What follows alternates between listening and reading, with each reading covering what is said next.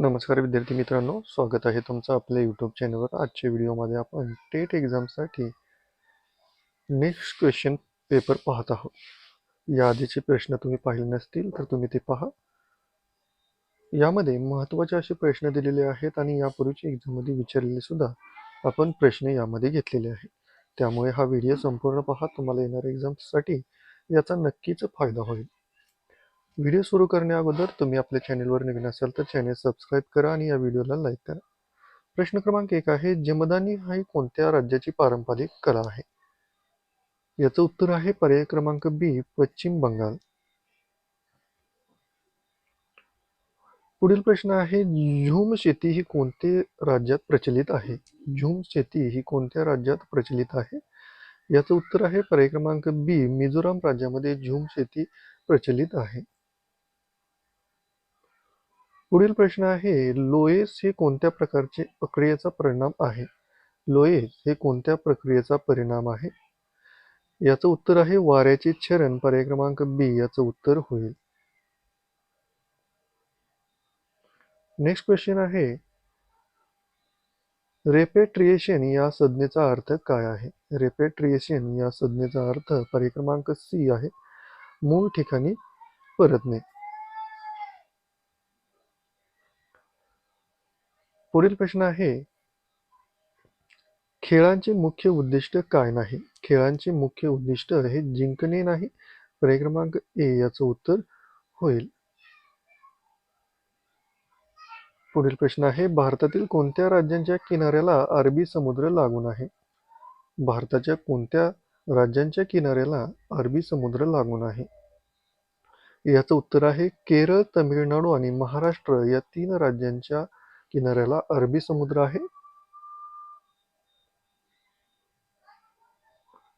पुढील प्रश्न आहे, नवभारत टाइम्स हे कोणत्या भाषेतील वृत्तपत्र आहे? नवभारत टाइम्स हे हिंदी भाषेमधील वृत्तपत्र आहे. पर्याय क्रमांक बी याचं उत्तर होईल. पुढील प्रश्न आहे, सौर ऊर्जा ही कोणत्या प्रकारची ऊर्जा आहे? सौर ऊर्जा ही अक्षय ऊर्जा आहे. पर्याय क्रमांक ए याचं उत्तर आहे. पुढील प्रश्न आहे, पंचायती राज प्रणाली भारतात कधी सुरू झाली? पंचायती राज प्रणाली भारतामध्ये 1959 साली सुरू झाली. पर्याय क्रमांक बी याचं उत्तर आहे. पुढील प्रश्न आहे, सर्व शिक्षा अभियान कधी सुरू झाले? सर्व शिक्षा अभियान हे 2001 साली सुरू झाले. पर्याय क्रमांक सी याचं उत्तर आहे. पुढील प्रश्न आहे, जल जीवन मिशन या योजनेचा उद्देश काय आहे? जल जीवन मिशन या योजनेचा उद्देश प्रत्येक घरात नळाद्वारे पाणी पुरवठा करणे आहे. पर्याय क्रमांक बी याचं उत्तर आहे. पुढील प्रश्न आहे, स्वच्छ भारत मिशन कधी सुरू झाले? स्वच्छ भारत मिशन हे 2014 साली सुरू झाले. पर्याय क्रमांक बी याचं उत्तर आहे. पुढील प्रश्न आहे, मेक इन इंडिया या उपक्रमाचा उद्देश काय आहे? मेक इन इंडिया या उपक्रमाचा उद्देश भारतात उत्पादन वाढवणे आहे. पर्याय क्रमांक सी याचं उत्तर आहे. पुढील प्रश्न आहे, डिजिटल इंडिया या मोहिमेचा मुख्य उद्देश काय आहे? डिजिटल इंडिया या मोहिमेचा मुख्य उद्देश देशाला डिजिटल बनवणे आहे. पर्याय क्रमांक सी याचं उत्तर आहे. पुढील प्रश्न आहे, आयुष्यमान भारत योजनेचा उद्देश काय आहे? आयुष्यमान भारत या योजनेचा उद्देश आरोग्य विमा आहे. पर्याय क्रमांक बी याचं. पुढील प्रश्न आहे, बेटी बचाव बेटी पढाओ या योजनेचा उद्देश काय आहे? बेटी बचाव बेटी पढाओ या योजनेचा उद्देश मुलींचे शिक्षण आहे. पर्याय क्रमांक ए याचं उत्तर आहे. पुढील प्रश्न आहे, प्रधानमंत्री ग्राम सडक योजना कधी सुरू झाली? प्रधानमंत्री ग्राम सडक योजना ही 2000 साली सुरू झाली. पर्याय क्रमांक बी याचं उत्तर आहे. पुढील प्रश्न आहे, राष्ट्रीय ग्रामीण आरोग्य मिशन कधी सुरू झाले? राष्ट्रीय ग्रामीण आरोग्य मिशन 2005 साली सुरू झाले. पर्याय क्रमांक बी याचं उत्तर आहे. नेक्स्ट क्वेश्चन आहे, स्मार्ट सिटी मिशन कधी सुरू झाले?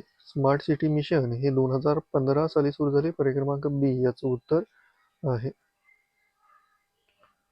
नेक्स्ट क्वेश्चन आहे, स्टार्टअप इंडिया या उपक्रमाचा उद्देश काय आहे? स्टार्टअप इंडिया या उपक्रमाचा उद्देश नवीन उद्योगांना प्रोत्साहन देणे आहे. पर्याय क्रमांक ए याचं उत्तर आहे. नेक्स्ट क्वेश्चन आहे, प्रधानमंत्री आवास योजना कशाशी संबंधित आहे? प्रधानमंत्री आवास योजना ही गृहनिर्माणाशी संबंधित आहे. पर्याय क्रमांक सी याचं उत्तर आहे. नेक्स्ट क्वेश्चन आहे, राष्ट्रीय पोषण मिशन कधी सुरू झाले? राष्ट्रीय पोषण मिशन हे 2018 साली सुरू झाले. पर्याय क्रमांक सी याचं उत्तर होईल. पुढील प्रश्न आहे, प्रधानमंत्री किसान सन्मान निधी योजनेचा उद्देश काय आहे? प्रधानमंत्री किसान सन्मान निधी या योजनेचा उद्देश शेतकऱ्यांना आर्थिक सहाय्य करणे आहे. पर्याय क्रमांक ए याचं उत्तर आहे. पुढील प्रश्न आहे, राष्ट्रीय शिक्षण धोरण 2020 मध्ये कोणता महत्वाचा बदल सुचवण्यात आला आहे? राष्ट्रीय शिक्षण धोरण 2020 मध्ये कोणता महत्वाचा बदल सुचवण्यात आला आहे? उत्तर आहे 5+3+3+4 प्रणाली. तर आजच्या व्हिडिओमध्ये आपण एकूण 25 प्रश्न पाहिलेले आहे. अशाच प्रकारच्या व्हिडिओसाठी तुम्ही आपल्या चॅनेलला सबस्क्राईब करायचं आहे. त्याचबरोबर या व्हिडिओला लाईक करून जास्तीत जास्त शेअर करा.